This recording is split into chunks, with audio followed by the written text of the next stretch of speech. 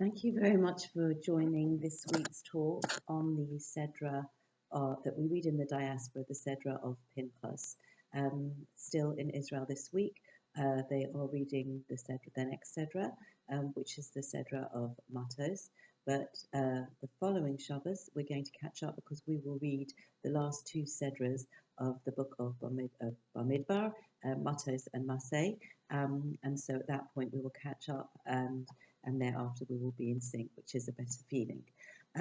But I think that the messages that we can get from the Sedra of Pinchas are messages that are so broad in range. They extend obviously forever and in all situations. There's something that we can tap into whatever Sedra we're reading. And this incredible breadth, I think we can find three different types of legacy that emerge from the Sedra of Pinchas. The first is the legacy of Bris Shalom. That is the covenant of peace that is awarded to Pinchas after he carries out a very unpeaceful act. And that is how we conclude the last week's Sedra of Balak, and we pick up at this point with the award to Pinchas of the bris, the covenant of peace. The second legacy is the legacy that we get from the daughters of Zelophehad, and this is the legacy of Emunah, the legacy of faith. And the third legacy that I think we can get from the transfer of leadership when Moshe Rabbeinu knows that he is going to be passing on, and he asks Hashem to appoint a certain type of leader, and that is going to be beyond the family. And I think that there's another aspect of this legacy wider than legacy of family, and that is the legacy of the sons of Korach. And so from all of these different areas in the Sedra of Pinchas, we can really tap into the different shades of legacy. Peace, faith, and legacy beyond the family. So starting off with the legacy of peace, Bris Shalom, the covenant of peace that is given to Pinchas. And it's something that's worth looking. We've done it before. We look in the Tikkun, which will show us exactly how it looks in the Sefer Torah scroll. Because what happens at the end of last week's Sedra of Balak and this week's Sedra, although the events are part of one continuing happening as they're going on, we'll see in the Torah scroll there is a complete break. There is an end of line break, and I'm going to show you how this looks. And I'll just show you here. And I'm going to point where it is over here. So these top four lines are the end of last week's Sedra, and it ends over here with 24,000. That is the number of people that perished in the plague that happened as a result of the worship of Baal Peor, the idol, and also the public immorality of Cosby and Zimri. And there was a plague that killed 24,000 people. And then we have this stop.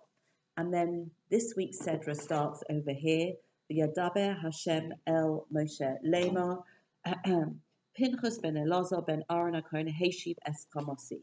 So here we sort of are continuing the events, yet there is this sudden stop. And it's not just a midline break, it's an end of line break. And that signifies usually a complete change of subject.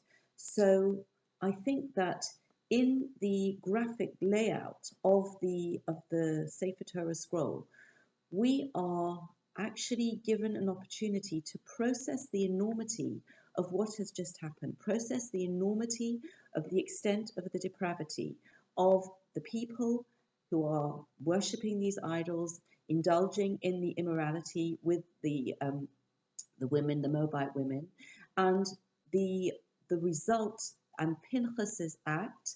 And Pinchas's act is, I think that perhaps we could describe it as the first recorded instance of targeted killing.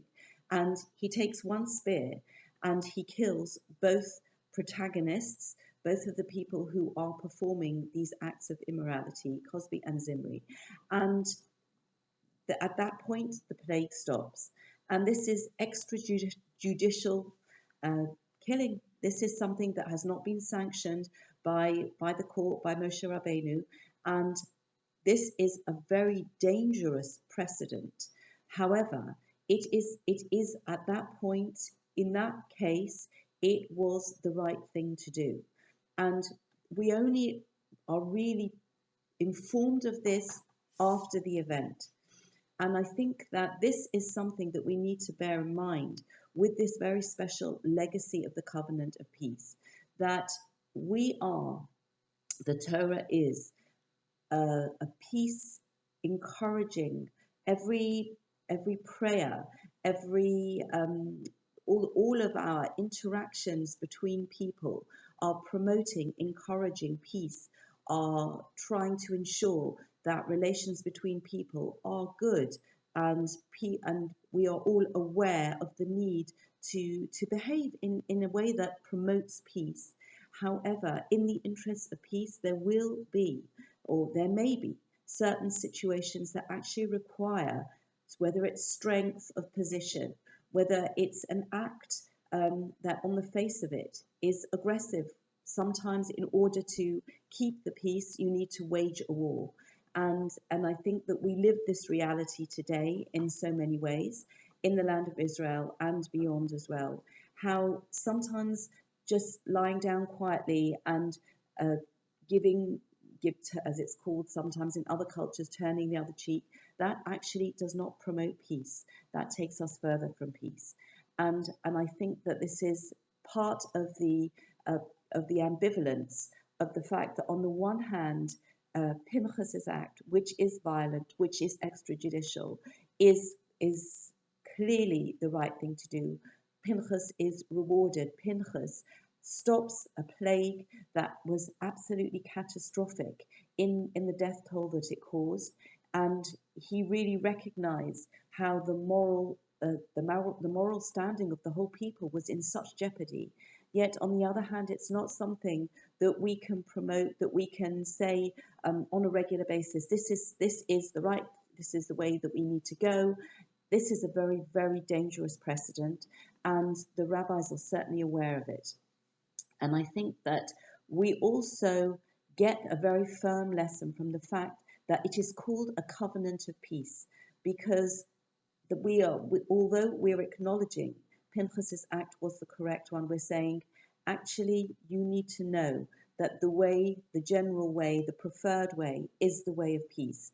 And that is, I think, really conveyed in the message that as his reward, he gets a covenant of peace for himself and for his descendants after him. So I think that this is the first example or nuance of legacy that we can derive from the Sedra of Pinchas. The second aspect of legacy we can find, and the reference for the reference for the legacy of Bris Shalom is at the very opening of the Sedra, which is chapter 25, verse 11. Verse 11 and verse 12. So that's the reference in the Sedra. The second legacy, the second aspect of legacy of faith, is in chapter 27, and that describes the conversation that the daughters of Zelophehad have with Moshe Rabbeinu and the elders and the princes in front of the Ohel Moed. And I'm going to read this out, chapter 27, verses 1 to 4. Vatikravna benos Zelophehad ben Chefer ben Gilad ben Machir ben Menashe lemishpachos Menashe. And the daughters of Zelophehad drew near, they approached. Zelophehad was the son of Chefer, the son of Gilad, the son of Machir, the son of Menashe, lemishpachos Menashe, from the families of Menashe ben Yosef, the son of Yosef. Ve'ele Shemos benosov, and these are the names of his daughters. Machala, Noah, Chogla, Umilka, Vasiritza. For five daughters, Machala, Noah, Chogla, Milcah, and Tirzah. V'atamodna lifnei Moshe v'lifnei Elazar haKohen, and they stood before Moshe and before Elazar the priest, v'lifnei hanasiim v'chol ha'eda, and in front of the princes and in front of all of the congregation, Pesach Ohel Moed Lemar, at the entrance of the tent of meeting, saying, Avinu meis bamidbar v'hu lo haya b'soch ha'eda ha'noadim al Hashem. And our father died in the wilderness, and he was not amongst the congregation that was gathering against Hashem in the assembly of Korach, Ba'adas Korach, ki v'cheto meis. He died of his own sin, uvanim lo hayulo, and he did not have any sons. Lama yigora shem avinu mitoch mishpachto. Why should our father's name be omitted from the midst of his family? Ki ein lo ben, because he has no son. Tana lanu achuza besoch ache avinu. Please give us a possession in the land of Israel amongst the brothers of our father. And this very respectful, eloquent request that actually, I've seen it referred to as a complaint, and I feel looking at the language of the text, you say Vatikravna, they drew near. It's a very respectful, it is not something that is aggressive. We've seen other occasions when a group of people have come asking, demanding for whether it was the Egel, the golden calf, whether it was the assembly of Korach. There is a menacing feeling about these types of groups. They sound like mobs. Whereas here, what is happening with the daughters of Tzilopchad, the language is very respectful. It is very soft and gentle, but it is very eloquent and very clear. And their request is granted. Moshe Rabbeinu has to inquire of Hashem, and we get the response from Hashem. Cain benos Tzilopchad dovros. The daughters of Tzilopchad speak correctly. Titain lahem achuzas nachala b'soch ache avihem. Give them a possession of inheritance amongst the brothers of their father. And this concept, this request of the daughters of Tzilopchad, the conversation that is had over here, according to the Medrash, they are called tzidkonios. They are called righteous women. And in a very telling essay by Rabbi Riskin, he points out that this term tzidkonios, tzaddik, it conjures up an image of a very whether it's peaceful, quiet, somebody who might not be a trailblazer but is getting on with very meritorious, very good deeds, but in a quiet fashion. And this is something that we have, whether it's right or not, there's certain perception of the term tzaddik. But what we have here are these 5 ladies, and again, according to the Medrash, they didn't marry before the age of 40, and they are bringing effectively a case. And we have to see their words and actions against 2 points that are an integral part of the background. The first point is that since Moshe Rabbeinu's father, Yisro, suggests a system of administrative justice that is going to take the burden off Moshe Rabbeinu's shoulders so that the entire people are not queuing from dawn till dusk and beyond in order to have their legal cases judged by one man, one unique man, but one man alone.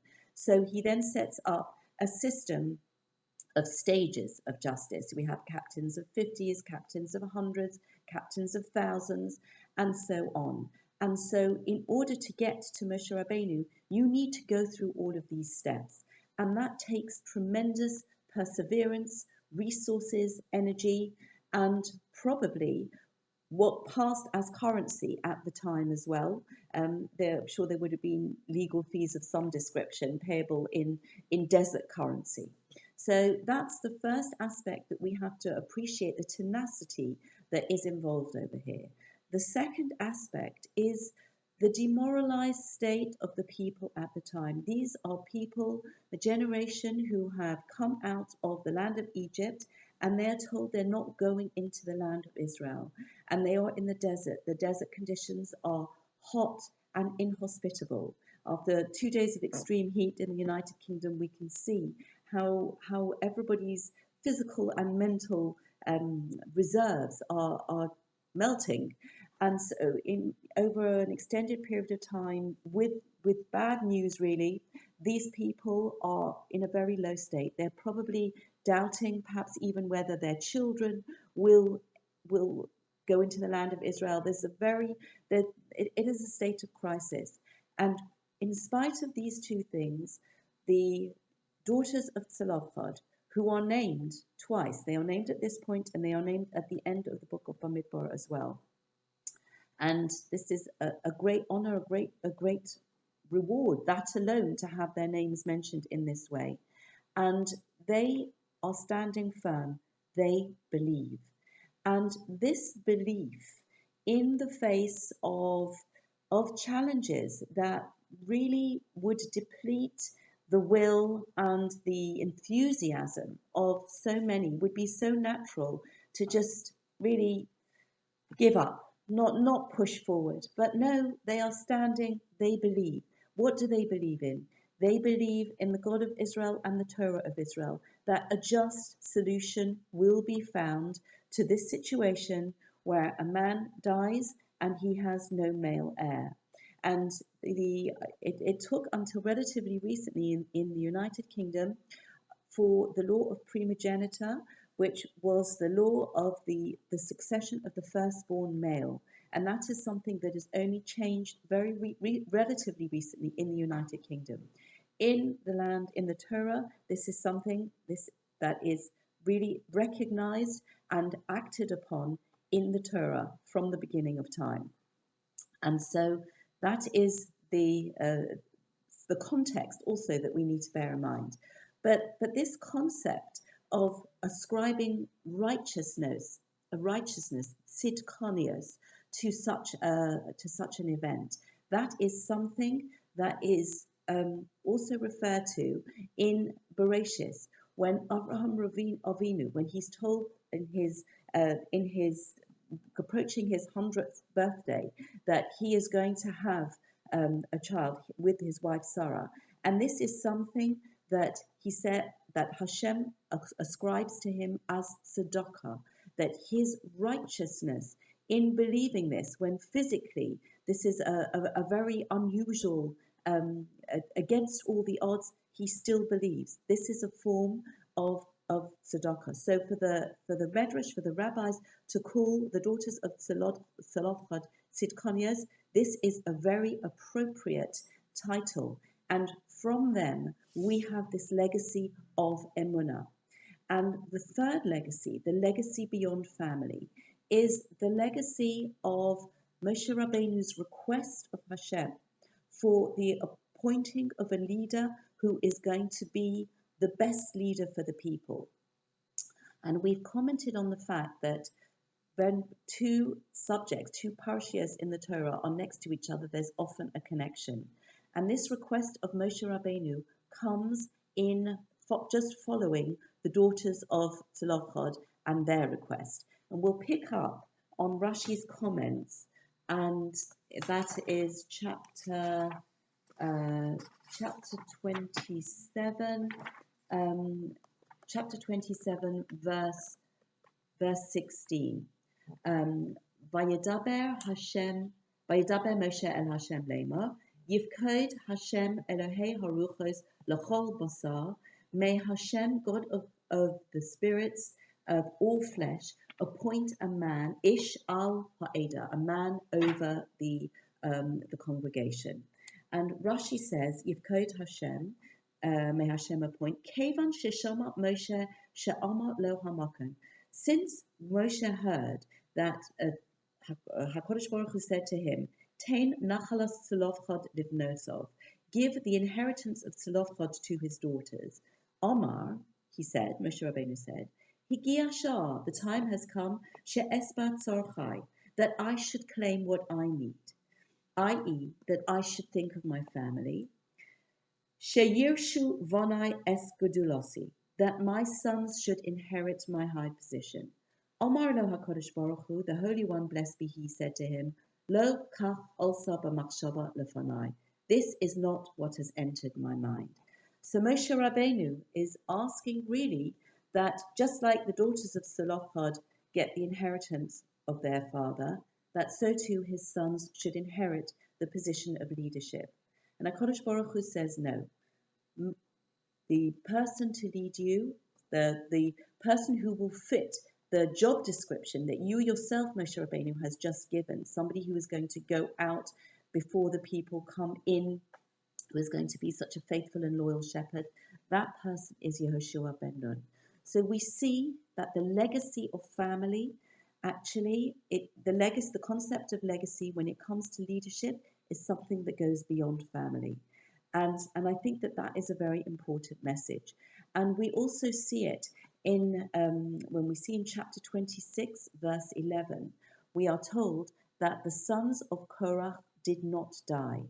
And it seems slightly odd that we should read it in this week's Sedra and not in the Sedra of Korach when the rebellion actually happens. And I think that part of the reason could be that we see in the sons of Korach, who did not take that toxic legacy of their father, and they actually forge a different path. And so we see in these two examples, in this final nuance, different ways of understanding the word legacy, how legacy can go beyond the family when it's right to do so. Sometimes it will be a question of handing heirlooms, values from one generation to another. Other times, there's going to be a legacy that is still valid and eternal, but it goes beyond the family. And I think in these sort of three different situations, three different contexts, we are able to build up a very multifaceted idea and picture of legacy. And this is something that we can relate and we can apply in all of our lives for all time. Thank you very much for listening and wishing you a very good Shabbos.